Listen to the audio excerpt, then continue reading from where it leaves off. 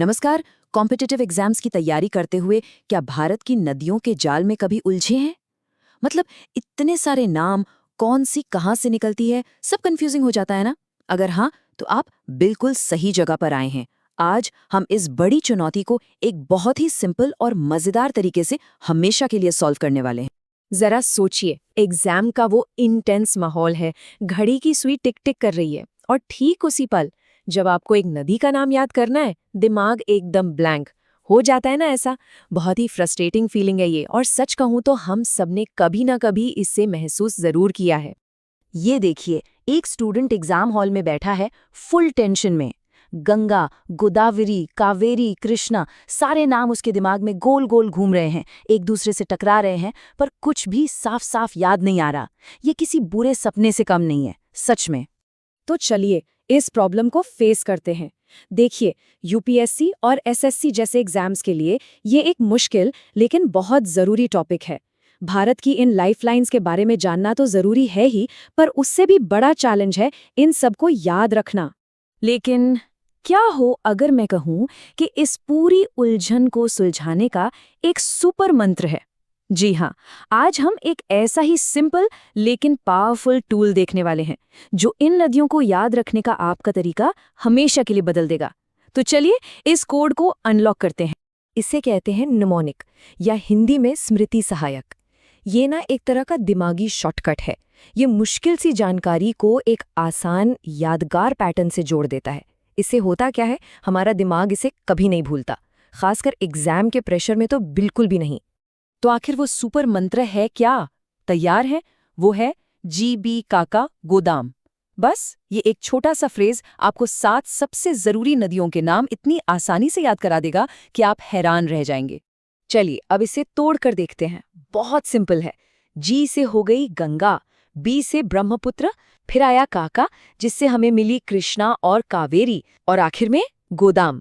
इससे निकलती हैं 3 नदियां, गोदावरी, दामोदर और महानदी। है ना एकदम सिंपल और इफेक्टिव?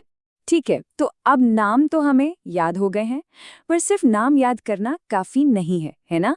तो अगला स्टेप है इन नामों के साथ कुछ जरूरी फैक्ट्स को जोड़ना। अब हम सिर्फ रटने से आगे बढ़कर असली नॉलेज की तरफ बढ़ेंगे। और शुरुआत करने के लिए भारत की आत्मा, हमारी पवित्र नदी गंगा से बेहतर और क्या हो सकता है। इसका कल्चरल और ज्योग्राफिकल इंपॉर्टेंस इतना जबरदस्त है कि हमारी लिस्ट के लिए ये एक परफेक्ट स्टार्टिंग पॉइंट है। तो इसके बारे में कुछ जरूरी बातें याद रखते हैं। इसकी लंबाई है 2552 किलोमीटर्स। इसका सफर हिमालय से शुरू होता है और खत्म होता है बंगाल की खाड़ी में। और हाँ, इसके किनारे वाराणसी जैसा दुनिया का सबसे पुराना शहर बसा हुआ है। चलिए अब आते हैं हमारे बी पर, यानी कि माइटी ब्रह्मपुत्र। ये सिर्फ एक नदी नहीं है, ये एक इंटरनेशनल पावर है।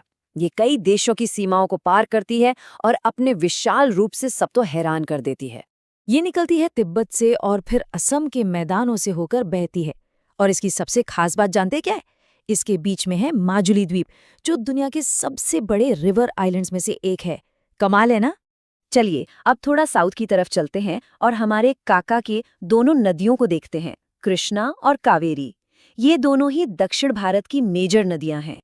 अब इन दोनों को अलग अलग याद रखना बहुत जरूरी है। देखिए, कृष्णा नदी पर बना है नागार्जुन सागर डैम, जबकि कावेरी पर है कृष्ण राज सागर डैम। और एक इंटरेस्टिंग फैक्ट ये है कि कावेरी नदी 1892 के एक बहुत पुराने और फेमस वाटर डिस्प्यूट का सेंटर भी रही। अब बारी है गोदाम के गो की, यानी गोदावरी। पेनिनसुलर इंडिया में इसकी इम्पोर्टेंस इतनी ज्यादा है कि इसे एक बहुत ही खास नाम से भी जाना जाता है। जी हाँ, इसे सम्मान से दक्षिण गंगा या गंगा ऑफ द साउथ भी कहते हैं। 1465 किलोमीटर की लंबाई के साथ ये साउथ इंडिया की सबसे लंबी नदी है। और सिर्फ इतना ही नहीं, जो पवित्र नासिक कुंभ मेला होता है वो भी इसी के किनारे लगता है। हमारी लिस्ट में अगली नदी है गोदाम से दा, यानी दामोदर। ये नदी सीधे सीधे भारत के इंडस्ट्रियल और मिनरल हार्टलैंड से जुड़ी हुई है। इसका निकनेम है द कोल किंग, और ये नाम इसे क्यों मिला? क्योंकि ये झारखंड के मिनरल रिच इलाके से होकर बहती है, जो कि हमारे देश की इंडस्ट्रियल इकोनॉमी की बैकबोन है, रीढ़ की हड्डी है। और अब हमारे मेमोनिक की आखिरी नदी, गोदाम से महानदी। ये एक ऐसे जबरदस्त स्ट्रक्चर के लिए जानी जाती है जो अपने आप में एक वर्ल्ड रिकॉर्ड है। ये फैक्ट तो आपको हमेशा याद रहने वाला है। महानदी पर बना है हीलाकुंड डैम, जो दुनिया का सबसे लंबा मिट्टी का बांध है। सोचिए, ये एक कमाल की इंजीनियरिंग अचीवमेंट है और एग्जाम्स के लिए एक सुपर इम्पोर्टेंट पॉइंट भी। तो फैक्ट्स अपनी जगह हैं, लेकिन कहानियां हमेशा याद रह जाती हैं। तो अब हम इन सारे फैक्ट्स को एक साथ जोड़ने के लिए अपनी फाइनल लर्निंग टेक्निक का इस्तेमाल करने वाले हैं। तो चलिए इन सभी फैक्ट्स को एक कहानी में पिरोते हैं। कल्पना कीजिए कि ये एक रिवर फैमिली है। गंगा और ब्रह्मपुत्र ये नॉर्थ के भाई बहन हो गए। कृष्णा और कावेरी ये साउथ की दो बहनें हैं। गोदावरी, जिसे हम दक्षिण गंगा कहते हैं, वो सबसे लंबी जर्नी पर निकलती है। दामोदर, हमारा कोल किंग, वो इंडस्ट्रियल राजा है। और महानदी अपने बड़े से डैम के साथ इस पूरे परिवार की प्रोटेक्टर है, रक्षक है। तो देखा आपने, कहा हम नामों के एक कंफ्यूजिंग जाल से शुरू हुए थे और अब एक सिंपल से मिमोनिक और एक यादगार कहानी की मदद से हमारे पास एकदम क्लियर और ऑर्गेनाइज्ड नॉलेज है। ये जानकारी अब दिमाग में एकदम पक्की हो गई है। तो आखिर में एक सवाल पर सोचते हैं।